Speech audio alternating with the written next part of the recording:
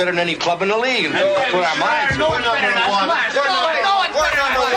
Trib Live Radio presents the Mr. Rooter Pittsburgh Hockey Report. We talk Penguins every day right here. And Hockey Talk on Trib Live Radio is brought to you by Mr. Rooter. Available for all your emergency needs, whether residential or commercial. If you have a problem, we're here to help. Call Mr. Rooter at 412-567-1222.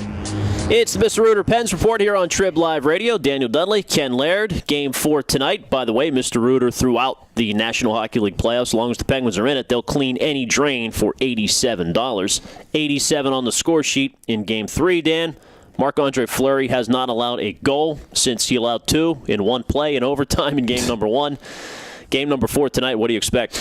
I mean, I expect more of the same, really. Nothing that anything showed, made you think that the Rangers are, a scary team. Anything scary you about them? Their power play is an absolute joke at this point. What are they, 0 for their last 34, I think it is right now? Incredible. They're like 3 for 42 for the playoffs. I mean, it's absolute terrible power play, and that's really the only thing that could scare you about the Rangers is that the Penguins just keep putting themselves in the box and putting them in a bad situation, but they just keep clearing the puck, getting it out of there, and, just nothing really scares me about the Rangers. I think you're going to see more of the same tonight.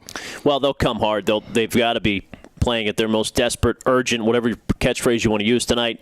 You get down 3-1, it's not over. We've seen Tampa come back on Pittsburgh back in 2011, but awful hard to go into Consol and win 2 games, let alone 3 in a row with the way Fleury is playing. I wonder to what extent Alain Vigneault now tonight makes changes. He already challenged his team. He changed the lineup.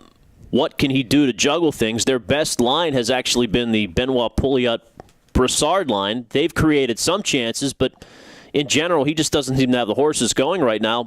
As a coach, it's got to be frustrating. What buttons do you push?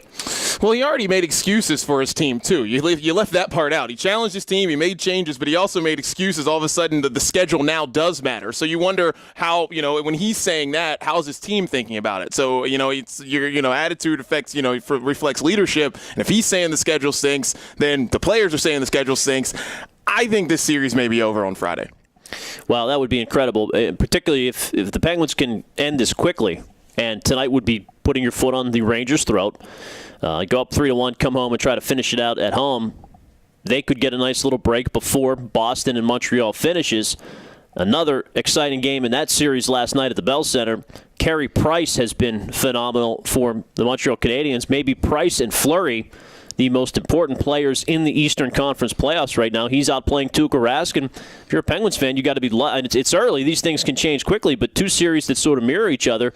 Both teams go on the road and win a game in the other's barn.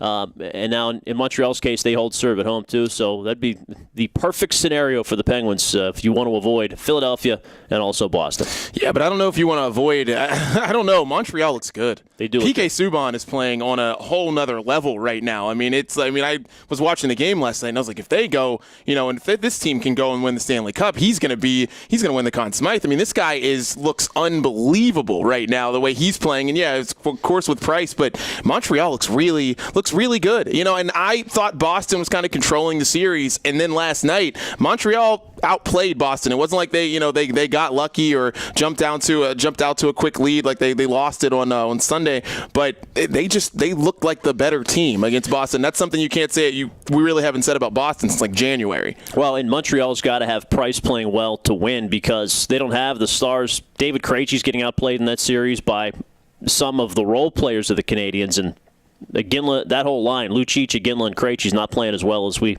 used to see. So that would be a case that's way too far down the road. Obviously, the Penguins still have to take care of the Rangers before they can get there. But just final keys for tonight's game. I would assume the first 5 minutes weathering the storm. Maybe the Penguins would just come out and take penalties like one after another. Just get on the PK right away and tempt fate once again. Well, the only problem with that and then taking all the penalties is that, Sidney Crosby, I think, had 17 minutes of ice time. That's not good. You don't want that, especially because Lundqvist is playing very well. And I think that's one of the things that's getting lost in the series because the Rangers are making themselves look like fools on the power play so much. But Lundqvist is playing very well. He can stand on his head, and if Crosby's only out there for 17 minutes, Malkin's only out there for 17 minutes, it's not a good thing. Yeah, you get behind 1-0, and you may not come back in a game like that if Lundqvist steals one back tonight. We'll be watching, and we'll be following it all week here at TribLive.com. The Pens Report brought to you by Mr. Rooter.